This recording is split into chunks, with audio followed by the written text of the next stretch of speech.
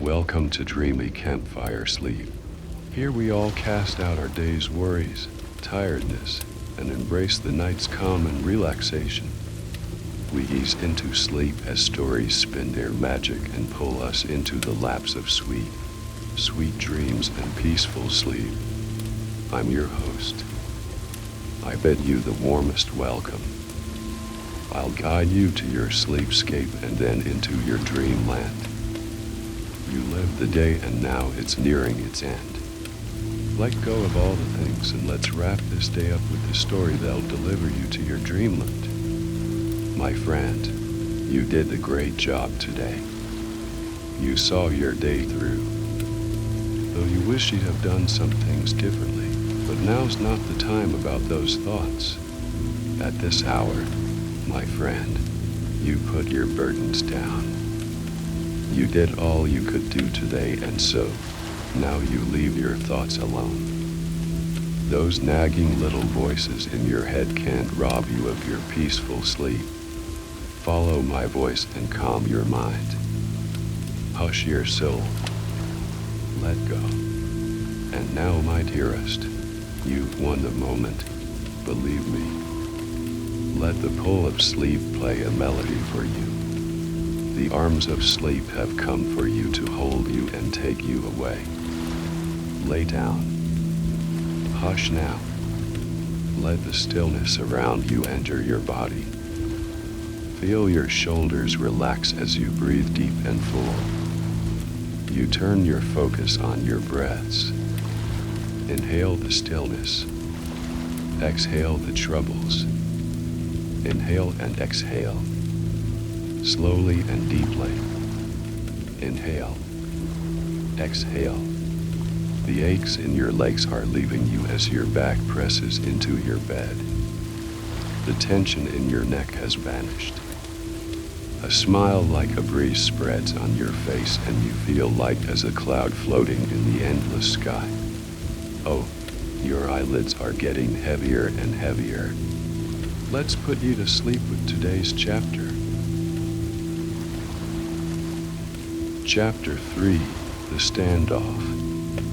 In the last chapter, one introduced you to the hero of the story as it is in the lore of the Jungle Book. However, my story is less about Mowgli and more about Shere Khan. We all know about Mowgli's adventures. We have heard, we have seen, we have talked about those adventures. So I call upon you to join Shere Khan in his adventures and become the king of the jungle. But how could a limp tiger who's smaller and slower than the others can take the mantle? This is where it starts. In today's chapter, you'll hear about the doings of Shere Khan. This chapter brings home why the group of people who left after sunset and fell to the tiger welcome new core characters that will drive the story forward and add more colors to the Jungle Book tale. Cool November winds sang a sad melody as they passed over trees and lands. A sweet aroma of the fresh uprooted produce hung in the air, while the sun painted the western canvas in a melting buttery glow. Shadows crept out of the hiding and stretched their fingers. Conquering the land as the sun descended from the horizon, birds chirped wild and free and beckoned to the falling dusk. A man gazed up and saw the waning light. He ushered others to pick the produce and cease the work for the day.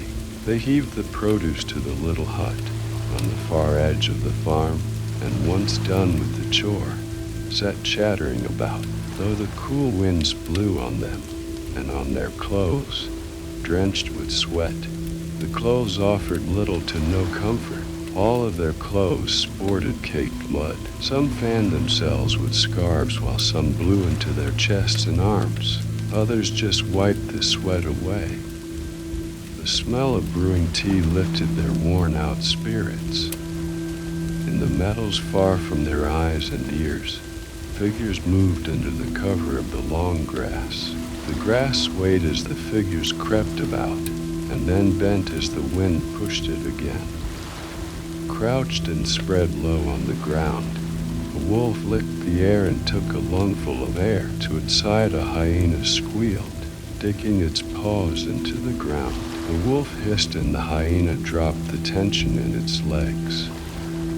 "It's not our prey, Bagheera," the wolf said, baring its fangs. "Yea, I know," said Bagheera, dismissing the comment as if he knew all along. "The tiger can have them all, but I want a piece too. Won't you agree, Tabukwi?" As Rama said. "Not our prey," Tabukwi said without taking his eyes off the people. "Pay, you're no fun," whined Bagheera and rested his head on his paws. "Tabukwi, gather everyone around. I've a plan of action now," said Rama. Frowning, Tabukwi glanced at Rama. For a moment or two he held his gaze, but then shrugged and slipped back. "He didn't like that," Bagheera said. "But he'll do it," said Rama, finding her feet. "Let's fall back." The wind blew low now, and the sun glowed red and orange. The gathering dusk steadied itself before it landed the final blow. Rama peered into the distance as the members of the party gathered around. A raven stalked the sky and croaked as it flapped its wings. It hovered over the gathering party, and then flew to the hut and came back again. "Boo," said Rama after all the members settled down. The raven croaked and descended onto a low branch of the tree nearest to Rama. "What news?" she said. "The man is about to finish," Boo said in a matter-of-fact tone, "loading their crops in the hut as we speak. It won't be long." Grinning, Rama said, "So far so good." She spun about herself twice and settled on the ground. "What are you doing?" Tabukwi said. "This isn't the time to be ideally around." "Hey, I've got the plan, not you." Rama rose and stood facing the jackal. "If you want to act now, come up with your own." "Say what?" "I bet a kill of mine on Rama," Bagheera said, and soon the others joined in. Cacophony rose and the two contenders awaited some sort of signal. When the majority of the members placed bets on Rama, she raised her head and tilted it to the right. She allowed a few moments to pass so that the message sinks in, and then cried to all to shut their traps and focus. "They'll fall in line, but their cubs will sometimes spread around," she said. She found a rock and placed her front limbs on it and continued. "We'll surround them from three sides so that the only option is to retreat into the hut." She allowed the members to exchange quick murmurs. "Remember, we're here to trap them till it's dark. No one, absolutely no one, shall charge in with an intent to kill." Members' faces fell, so she hurried. "Well, you can draw blood, but don't go after their cubs." Heads nodded at the mention of blood. "I never even thought about using the hut," Bagheera said. "It'll make things easier." Tabukwi, seated outside the circle, grinded his teeth. He glared at Bo. The raven titled his head with a strange gleam in his eyes and took off. "Well, Tabukwi, I guess you're not as smart as you were," Bagheera said. "Perhaps it's time for you to step down." Tabukwi turned away, his ears burning and eyes bloodshot. "Tabukwi," Rama said, still carrying her head high, "I take it that you won't be joining us, so be of some use and tell Shere Khan that it's done." She waited for a response. When none came, she added, "Well, at least you can wait till it's dark and see how well my playing goes and sing praise of it, should you wish to." Though his lower jaw twitched, Tabukwi maintained his silence, and a moment later dashed off into the meadows. By the time he found a place to lie down and observe, the dusk had settled thick over the land. A few bright stars greeted the sky along with the birds that scurried home. The wind ceased to blow and a ghost quiet enshrouded everything. The mercury dropped and bone-chilling cold came crashing down. Tabukwi shuddered at the sudden drop of temperature but shook it off as he saw Ramal and others creeping towards the people as she had directed. They surrounded the people from three sides in a few moments. Ramal took the center stage and snapped her jaws at the people. A few men hurled their rucksacks at her, but she jumped back and dodged, and then leapt again at them.